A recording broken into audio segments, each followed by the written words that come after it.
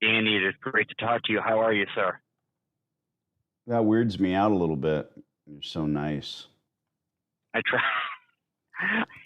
Am I a welcome change from? Why are you calling me, Click? Ask Danny about LLC name.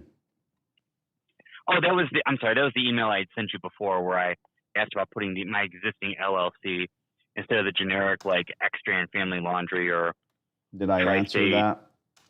You did, sir. Thank you. Oh, I'm going good. to remove that. You're welcome. I put my suggestions in the very bottom of the Google sheet for what my LLC is. Just when it comes to that, if needed, it's there in one. I figure put everything in one place until you tell me to do otherwise. You know, it's not as important as naming a dog. Not even close.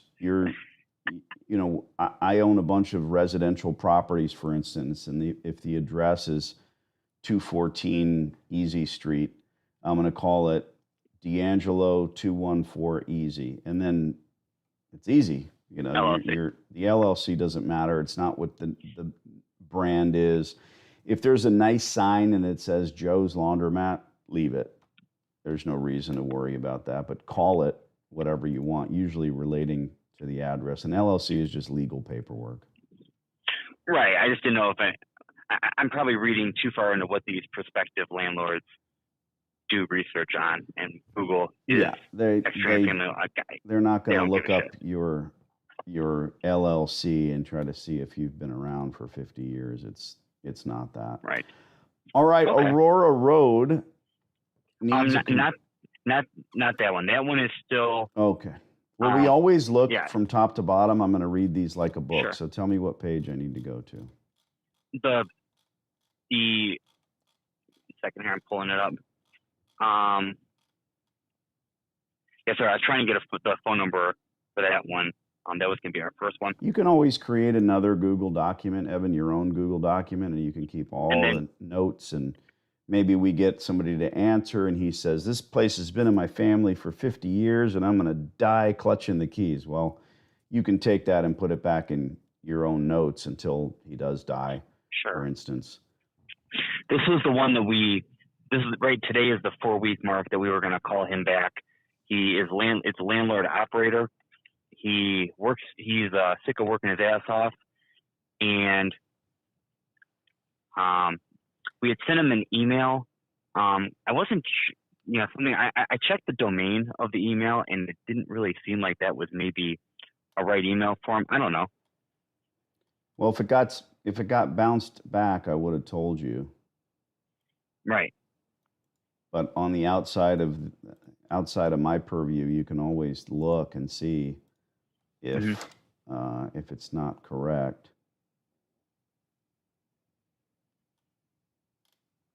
I'll ask.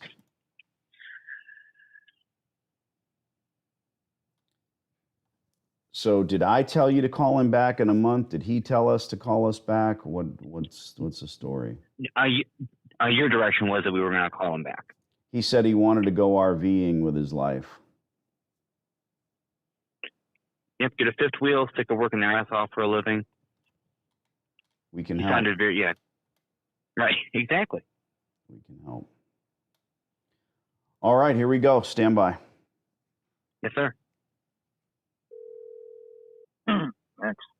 Hey, Max, it's Danny, the laundry guy. How you doing, bud? Hey, pretty good. Good. I set my calendar for a whole entire month to call you back and poke at you and see if maybe it's time to talk lease terms on this spot. Yeah, I'm getting close, buddy. Well, this is what we do. Plumbing things. Got a couple plumbing things I want to finalize so that I give the place over as complete and functional as possible. Well, that's nice of you. I've been doing laundries for 16 years in 3 states, and so some of the items that I might look into maybe aren't necessary for you, if that makes sense. I want to make sure you understand I'm not looking to buy the business from you at any price. I just want to talk lease terms with you when that time comes. So therefore, I don't want you to spend any money sprucing it up or fixing equipment or anything of that nature. I might end up getting rid of a lot of it. And it, Yeah. it depends. I want to make sure you understand exactly where we're coming from. Yeah. Can you explain exactly what your idea is? You're looking to buy the business. Your phone is breaking up pretty badly. Apologies. Sorry. Can you hear me any better? Yeah, that's better. Here's the thing. You own a building, you have a laundromat, you're running the business. What I want to do is become your tenant. It's that simple. And I've been doing that for a very long time. You and I both know this place needs brand new equipment. If you want to make a go of this business, you can't go take off in an RV and live that retirement life. You get that too. That's personal. But the business aspect is my interest is in signing a long-term lease, 15 years minimum, because Max, I want to spend a few $100,000 on washers and dryers. Then I have Hips, Speed Queen, Wascomat, American Dryer, Dexter. I have them all come in, have them fight over my business and retool the store. My partner and I, he's your guarantor. We're not looking to flip or sell this place and stick you with another tenant. It's not my MO. I mean, what's the business worth? I don't see any value, frankly. I want to give you $300,000, but it's going to take 15 years to get there. Get back to landlording. That's my offer. Right. So you're not interested in any of the equipment at all? Anything Sure. there now? I want the equipment that's there because I'm going to have to purchase new and limp the place along and keep the consumers that are still going there, if that makes sense. I want them, I don't want to lose the customers that you've worked so hard for. I want to keep them coming in. And that's the biggest advantage that's there now is there's a customer base. Well, look, that we're flipping a switch now, and I don't blame you for saying the customer base. Okay, I don't see a value in goodwill. There's no national chain that runs laundry successfully. No one cares. Even your consumers, they walk in and they say, okay, it's a laundromat. I wish I had a washer dryer in my basement. They just don't. Maybe they don't have a basement. So at the end of the day, I'm not trying to convince you of anything. If you think there's a value in your business, God bless you. You could put a price on it, go through a business broker, or try to sell it on Craigslist. I don't know. But that's just not our thing. What I'm offering is guaranteed rent, whatever that rent is, because I'm going to retool it. You and I can talk, bro. You know what a bearing job sounds like on a front loader. You know what it smells like when you need to clean out your lint traps. I mean, you're an operator. And what I want to I'm trying to be clear. So you're just interested in the lease. That's it. Just the lease cost, nothing else. That is correct. Okay. So again, I'm coming back to if it's just the lease, I still have a laundromat there and I still have equipment in there. Is that worth anything to you? Not to me. Okay. Let me explain a little further. Throw a price out. What's the laundromat worth? What do you want to sell it for? Realistically, somewhere between 30 to 40. $40,000. You sell this place tomorrow without too much fuss for $40,000, right? You're going to keep the building. You're going to be the landlord. You've just taken that new potential long-term tenant and you've given them a $40,000 handicap. Do I need to explain further? I don't want that. Okay. I'm just trying to see where you're coming from. Sure. Okay, so I know where you're coming from. Yeah. Your phone's still kind of breaking up a little bit. And this is an important discussion. With us, there's no muss, no fuss. You might find somebody willing to give you $40,000. That's great. But again, I want to spend that first $40,000 on a down payment on washers and dryers. I like your style, Max. So you must have an idea of what you're looking at square footage wise for just lease cost. Sure, of course I do. What are you looking at? I can't say. Okay. Not because it's a game, but here's why. We are now, you just flipped a switch and now we're negotiating. Well, I can't tell you what you want to collect in rent. I can't. I don't know.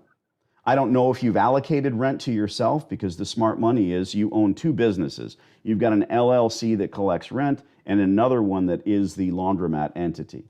I've never asked you what you're earning here. I know it's not phenomenal, or you'd want to keep the place. Again, I'm guessing. I don't know if you have a mortgage, Max. That's your business. If you have a hefty mortgage, and I'm not asking, if you have a hefty mortgage on the building, you've got to meet X before you get into profit. Your business. I can't answer any of that.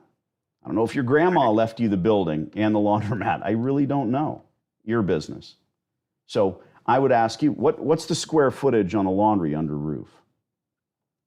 It's approximately 2,000 square feet. Sure. And that's a good footprint for us, and that's why we're talking. You know what I'm after, right? Do you know why I'm calling? It's a one-word answer. You want to rent? Close, but why am I interested in this space, the spot, the building?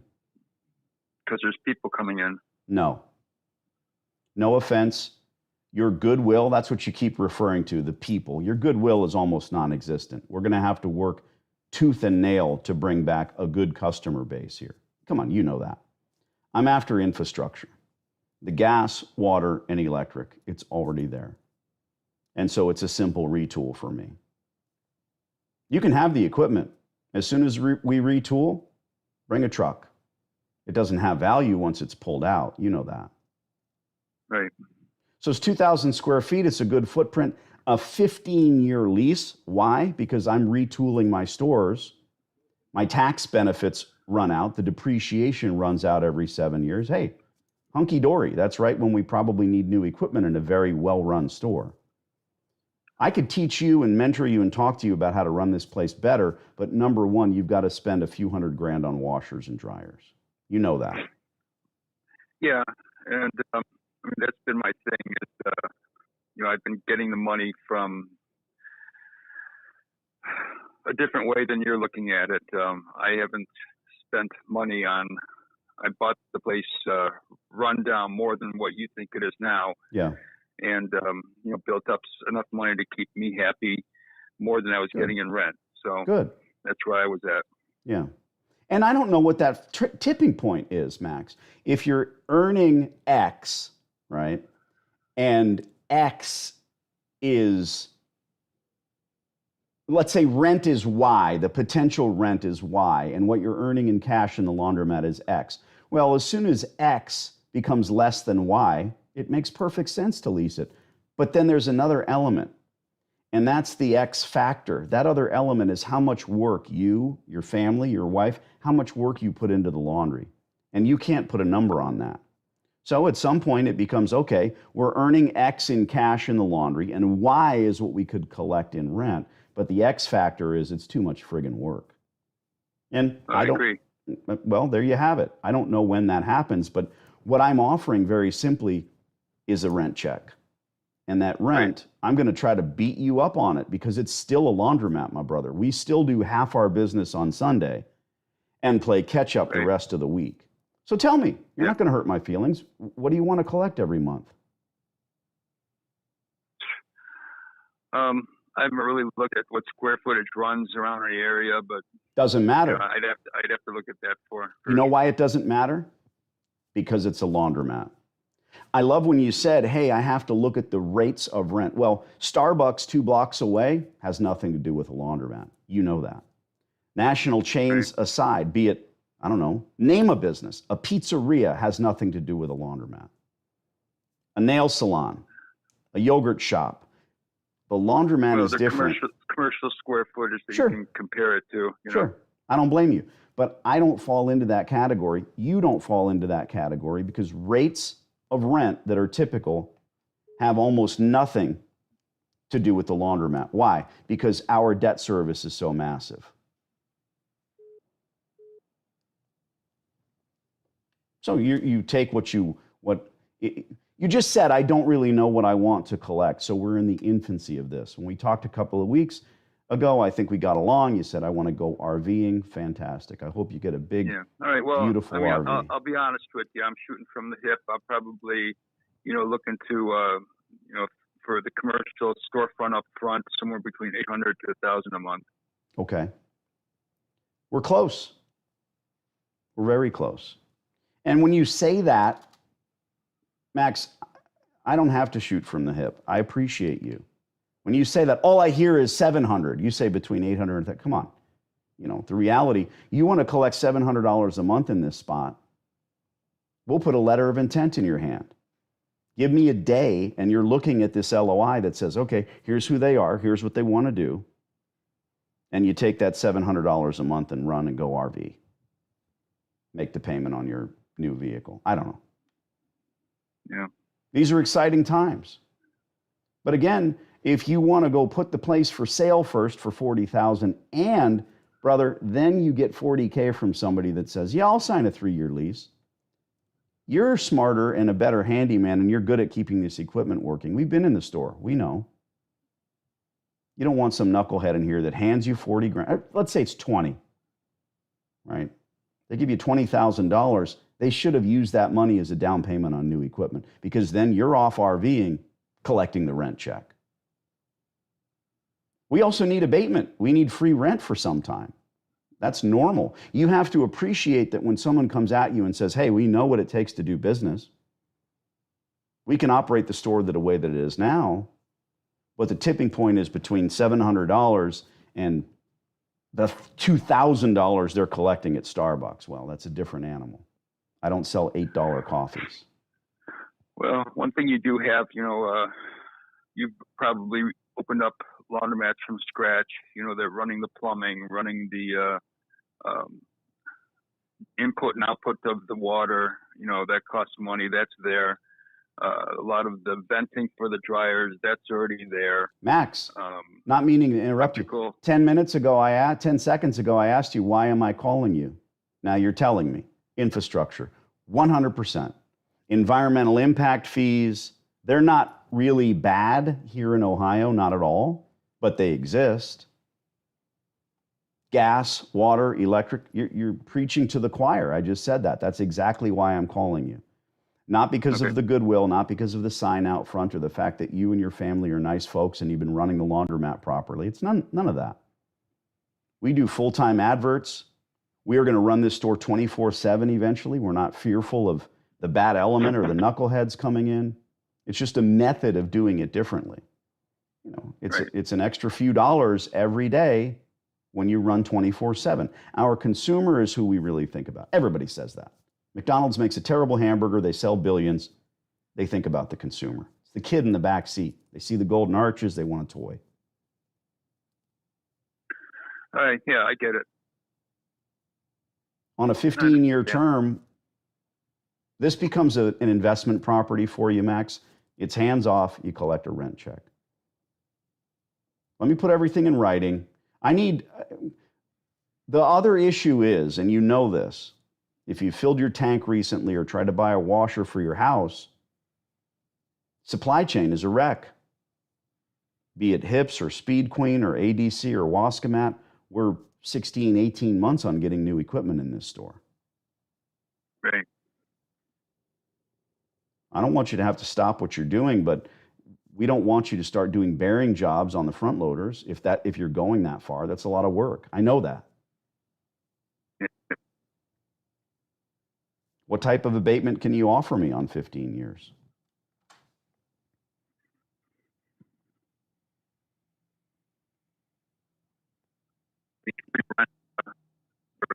Abatement time. Your phone picked a terrible time to break up again. Sorry.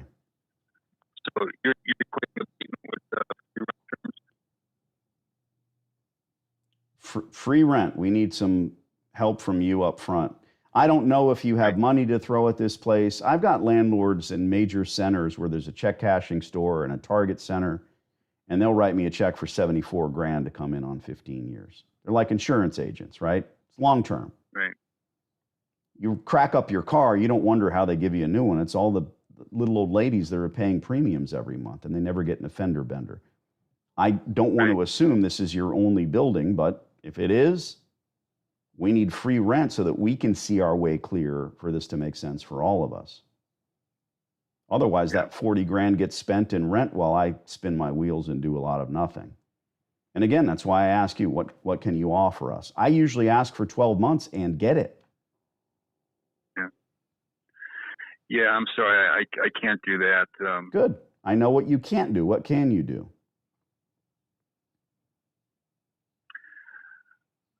Probably not much as far as abatement because, like you said, you've got money coming in from what's there, while you turn around and make plans for something else. Well, I don't know what the laundromat's making because I don't bother asking because I'm not buying a business. Right. Sure. Yeah, I mean that's the difference. You're not looking at the business that's there, and I understand that. That's how you run your business. But it is generating enough income that I've had it for 20 years now, and anywhere from $4,000 to $5,000 a month gross. So that's way more than I make on trying to get $700 a month for it. But I have to work for it, and I'm tired of it. Yeah, I hear you. There's the headline. You're tired of it. It's time to flip it. 20 years is a long time. And I never planned on running a laundromat, if I can tell you that. It just sat in my lap, and I didn't have nothing else to do with it. So. Right. Well, look, I'm going to send you a letter of intent. I've got your email address. Verify that. Did you get the email I sent last week, a couple weeks ago? Depends on where you sent it. I'll give you my personal email. Yeah, what is it? Okay, I got it. I had one letter off, so that makes sense. Look, my name's Danny. My partner's name is Evan. I'm going to put together a letter of intent for you. I'm going to put 8 months of abatement on there, and I need you to do the math and figure out what you can or can't do. Hell, I'd rather have 90 days after we retool of free rent because I don't know when I'm going to be able to get the equipment. But like you said, you've worked hard to keep this place operating, to keep the doors open. All the bills that you pay, you tell me what your gross is, but that means nothing. Depends on what your net is. And then again, you and your wife spending how many hours a week running the place, doing the books at home, concerning yourself with break-ins at Christmas time. I know what happens every Thanksgiving and Christmas. That all goes away. So if you're paying yourself minimum wage and running this place, well, that needs to go away too. Right.